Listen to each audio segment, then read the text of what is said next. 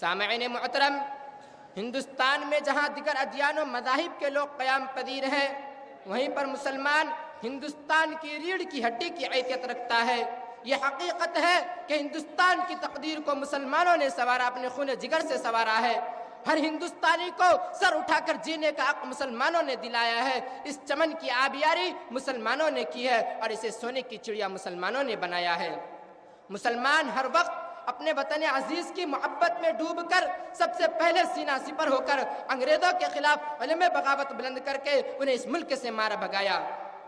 مسلمان انگریزوں کے خلاف علم بغاوت بلند کر کے اپنی جوان بیویوں کو بیوہ، اپنے بچوں کو یتیم کر کے اپنے خون کو پانی کی طرح بہایا اور ان کے ہر آنے والی باطل طاقتوں کا مسلم علماء اور عوام نے مقابلہ کیا اور ان سے یہ بات کہہ ڈالی کہ اس ملک کو غیروں کے حوالے نہیں کیا جا سکتا جب تک اس ہندوستان میں مسلمان موجود رہے گا۔